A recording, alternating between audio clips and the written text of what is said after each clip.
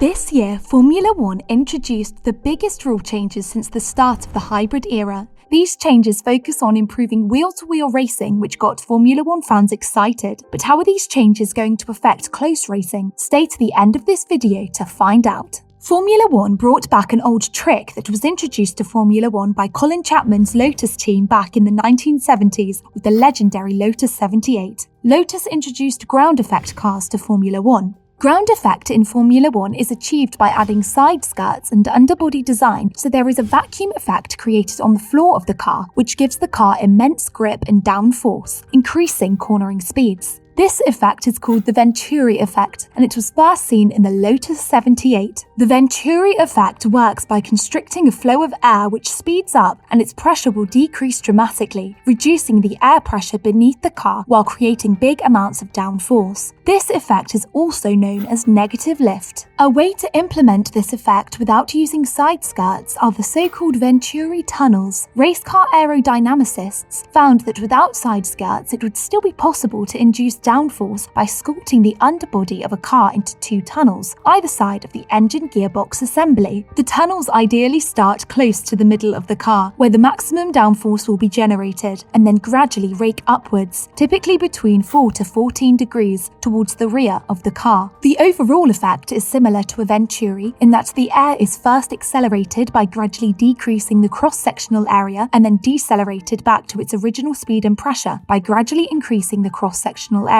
At the highest velocity, being the smallest cross-section, the lowest pressure is produced according to Bernoulli's principle. But how is this trick going to affect wheel-to-wheel racing? A factor that has a huge impact in wheel-to-wheel racing is dirty air and turbulence that is created from the car. The previous generation of cars relied on barge boards, winglets, and generally aggressive aerodynamics on the car and not beneath it. This way of generating downforce is effective but creates the so-called dirty air behind the car, as airflow is directed to the rear wing along with turbulences. This affects the car who is trying to overtake, as the dirty air has lower total pressure, reducing the aerodynamic performance of the car. This changes the aero balance of the car, which both Formula One drivers and their engineers struggle to perfect before the race. This means that going through the corner while being close to another driver makes the car unpredictable, as the aero balance suddenly changes because of the dirty air, leaving the car sliding instead of creating grip, which is essential for cornering. Also, Formula One cars don't like dirty air, as there is not enough oxygen to cool the engine, tyres and brakes, causing them to overheat, and if this continues for a number of laps, it leads to decreasing the car's overall performance and wearing the tyres out faster. So in this case, ground effect is superior, as according to Formula One Group CEO Stefano Domenicali, it is going to decrease the dirty air from 46% at 10 metres to a staggering 18% compared to last year's cars. Last but not least, the new 18-inch wheels will have wheel covers to reduce turbulences created by the wheels. With the first 2022 Formula One cars being launched, it is time to see how the teams are going to implement those rule changes and how they will affect the car's design and performance. One of the first teams to really showcase a track-ready Formula One car is Aston Martin. Among the topics that stand out and drew everyone's attention during the launch is the front wing. Opposite to the 2021 cars, the front wing is much higher and far away from the track. In the last generation of cars, the front wing was used to create a similar effect that is being created by the added side skirts in 2022. This effect demanded the front wing to be as close to the ground as possible. This vortex effect was called the Y250 vortex and required the front wing to be close to the ground. Opposite to 2021, the Y250 vortex effect is banned in 2022. This regulation makes the front wing a lot simpler, and the Formula One teams are unable to utilise this effect. So the front wing doesn't need to be that close to the ground, and actually it creates a much smoother airflow to the underside of the car, allowing for a stronger ground effect. But what exactly is the Y250 vortex? The front wing plays the most important role in getting the car to have front end grip.